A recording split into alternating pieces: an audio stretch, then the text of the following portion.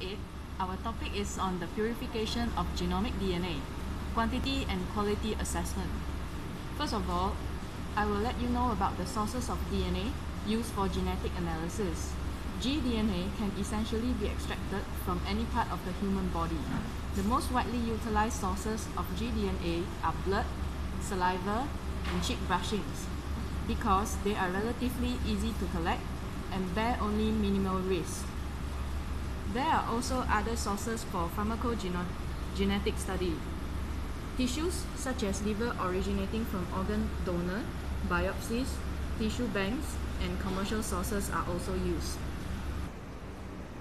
DNA isolation or purification is removal of DNA from other cellular components. The steps involved in DNA isolation is lysis of cells containing DNA by alkaline lysis, a detergent, or mechanical disruption. Secondly, the degradation of proteins present in sample using a protease. Thirdly, the separation of DNA from all other components. Next, the kits accommodating wide ranges must be accommodated with the sample types, volumes, and the size. Typical amounts of genomic DNA may vary depending on the tissue type, sample quality, and also the disease state of the donor. Okay, next we will be looking at the quantity assessment. The DNA yield can be estimated by agarose gel electrophoresis against calibrated samples or determined by measuring the adsorbance at A260 nanometer.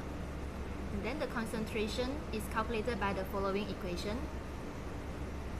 Next, we can use the concentration that we have got just now to calculate the yield. But the limitation of this method is that we cannot distinguish between DNA, RNA, other contaminants, single and double-strand DNA. And the solution is by utilizing fluorescent DNA binding dyes such as the ultra-sensitive nucleic acid stain picogreen that can detect and quantitate DNA concentrated as low as 10 nanogram per ml DNA. So this is the example of the picogreen dye. Nowadays, an increasingly popular and widely used line of instrument is nano-drop devices that can measure adsorbance or fluorescence in small sample volumes of 0.5 to 2 microliter. So this is the example of the nano-drop devices. Next, I will present the quality assessment of genome DNA. The overall quality of a genome DNA sample is measured by its molecular integrity and the presence of impurities such as the residual proteins and residual ethanol or salt. So molecular integrity is determined by agarose gel electrophoresis. The high quality sample is represented by a well-defined band that is migrate at approximately 50 kilobase, or also known as 50 kb. While for low quality sample, it will just appear as a smear throughout the lane. So let's see.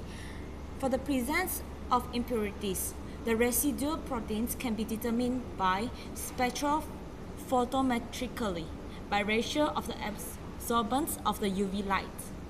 Wavelength of 260 and 280 nanograms, which is A260 over 280. The high quality genome DNA sample is within the ratio of 1.7 to 2. Other impurities such as residual ethanol or salt can be indirectly detected in otherwise high quality samples. The video is presented by Group 8. Ta-da! Thanks for watching!